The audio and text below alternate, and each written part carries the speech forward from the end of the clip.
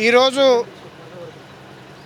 కాంగ్రెస్ ప్రభుత్వం కేటీఆర్ గారి మీద కేసులు ఉన్నట్టుగా అక్రమ కేసులు పెట్టి ప్రభుత్వాన్ని ప్రజల కోసం అంటే కేటీఆర్ గారు బీఆర్ఎస్ పార్టీ వర్కింగ్ ప్రెసిడెంట్గా తెలంగాణ ప్రజల కోసం ప్రజలకు ఇచ్చిన హామీలు అమలు చేయమని ప్రభుత్వాన్ని నిలదీస్తే అక్రమ కేసులు పెట్టి ఆ కేసులన్నీ ఏదో అవినీతి జరిగినట్టుగా తెలంగాణ ప్రజలకు చూపించి బీఆర్ఎస్ పార్టీని కేటీఆర్ గారి ఇమేజ్ని డ్యామేజ్ చేయాలని ఒక ప్రయత్నం చేస్తుంది. ఆ ప్రయత్నము మేము టీఆర్ఎస్ పార్టీ కార్యకర్తలుగా ప్రజలుగా ఈ ప్రభుత్వాన్ని తెలియజేస్తున్నాం.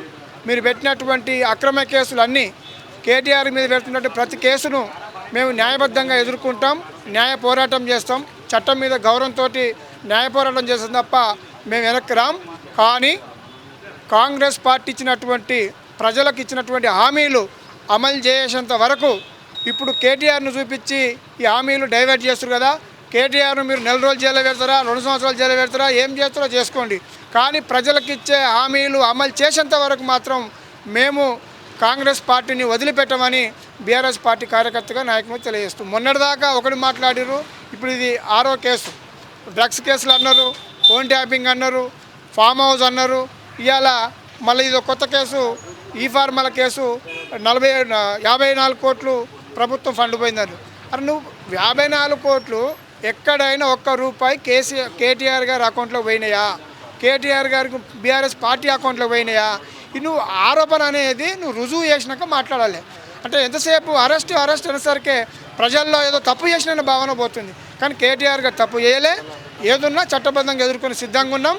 కేటీఆర్ గారిని బీఆర్ఎస్ పార్టీని ఏదో తప్పులు చేసినట్టు చూపించి రేవంత్ రెడ్డి గారు ప్రజలకు ఇచ్చిన హామీలు డైవర్షన్ చేయాలని కోరుకుంటున్నారు. కనుక దీన్ని డైవర్షన్ పాసంగా మాట్లాడతాం. ఏదేమైనా మీరు ఇచ్చిన హామీలు అమలు చేసేంత వరకు బీఆర్ఎస్ పార్టీగా ఈ కాంగ్రెస్ ప్రభుత్వం మీద పోరాడతామని తెలియజేస్తున్నారు. కాంగ్రెస్ పార్టీ ఇచ్చిన హామీలు, ప్రజలకు ఇచ్చిన హామీలు అమలు చేయలేకనే ఆ అమలు చేయాలని చెప్పి కేటీఆర్ గారు బీఆర్ఎస్ పార్టీ వర్కింగ్ ప్రెసిడెంట్గా ఒక బాధ్యునిగా ప్రభుత్వాన్ని నిత్యము నిలదీసి అడుగుతుండ్రు. కనుకనే ఇలాంటి తప్పుడు కేసులు పెట్టి కాలం గడుపుకొని ప్రజల్ని మాకు పార్టీకి దూరం చేయాలని ఒక కొత్త ఆలోచన చేస్తున్నారు రేవంత్ రెడ్డి.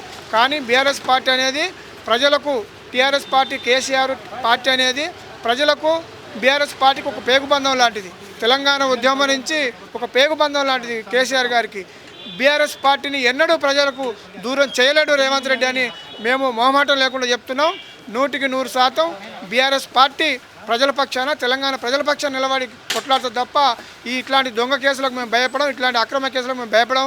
కేటీఆర్ గారు 100% భయపడు, తను అరెస్ట్ చేసినా ధైర్యంగా జైలుకు పోతాడు, న్యాయపరంగా ఎదుర్కొని బయటకు వస్తాడని చెప్పి మేము విశ్వాసంతో చెప్తున్నాం.